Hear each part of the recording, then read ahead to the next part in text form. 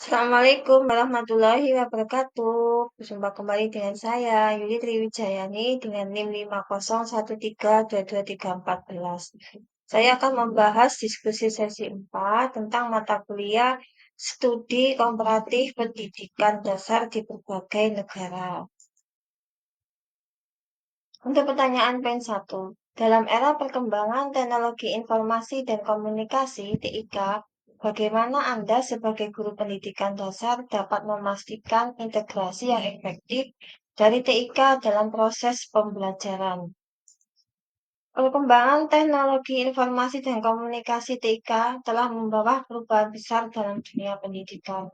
Sebagai guru sekolah dasar, kita dihadapkan pada tantangan untuk menyesuaikan metode pembelajaran agar selaras dengan kebutuhan generasi digital saat ini.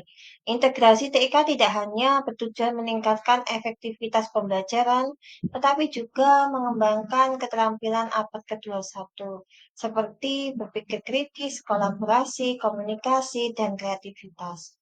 Oleh karena itu, peran guru adalah memastikan TIK digunakan secara tepat guna, bukan sekedar alat bantu, melainkan sebagai sarana untuk membangun pembelajaran yang aktif dan bermakna.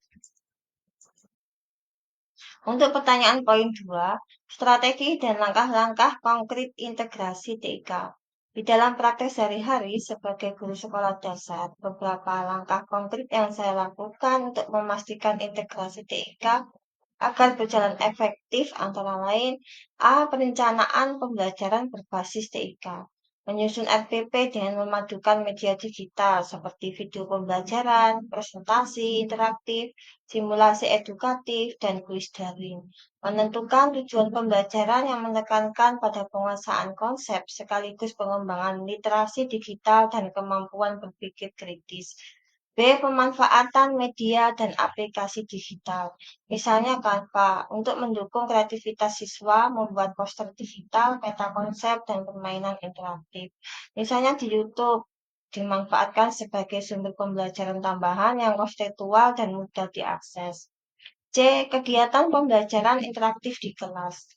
Siswa diajak mencari informasi melalui internet dengan bimbingan guru untuk melatih kemampuan riset dan penilaian sumber yang valid.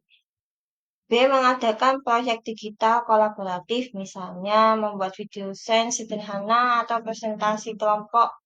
D. Pembiasaan etika digital dan keamanan siber.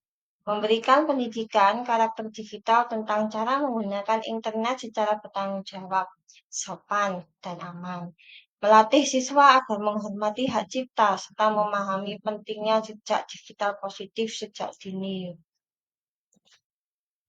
Pertanyaan poin 3, dampak positif integrasi TIK dalam pembelajaran.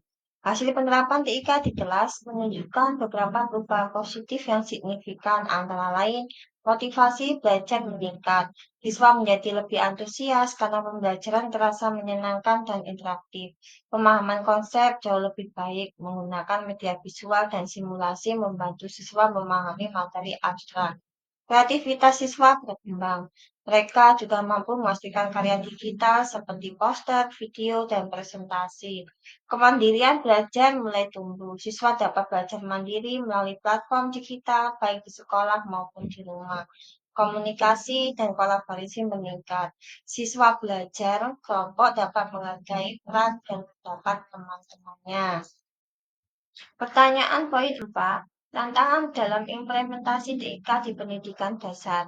Meskipun banyak manfaatnya, ada beberapa tantangan yang dihadapi dalam penerapannya, yaitu satu, keterbatasan sarana dan infrastruktur. Tidak semua sekolah dan siswa memiliki akses perangkat serta jaringan internet yang memadai. Dua, kemampuan digital guru yang beragam. Masih diperlukan pelatihan dan pendampingan agar guru lebih percaya diri menggunakan TIK dalam pembelajaran. Tiga, gangguan fokus siswa. Anak usia sekolah dasar mudah terdistraksi oleh konten non-edukatif sehingga perlu pengawasan ketat. Empat, keterlibatan orang tua. Diperlukan kolaborasi antara guru dan orang tua agar penggunaan perangkat di rumah tetap terarah untuk belajar. Dari pengalaman saya di kelas, saya menyimpulkan bahwa Integrasi TIK dapat meningkatkan kualitas pembelajaran jika dilakukan dengan perencanaan yang matang dan pendampingan yang konsisten.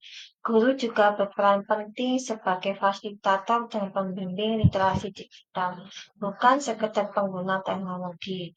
Dengan memanfaatkan TIK secara kreatif, siswa tidak hanya menjadi penerima informasi, tetapi dapat menambah pengetahuan, jadi bisa aktif, kritis, dan bertanggung jawab. Terima kasih. Demikian pembahasan diskusi sesi 4. Assalamualaikum warahmatullahi wabarakatuh.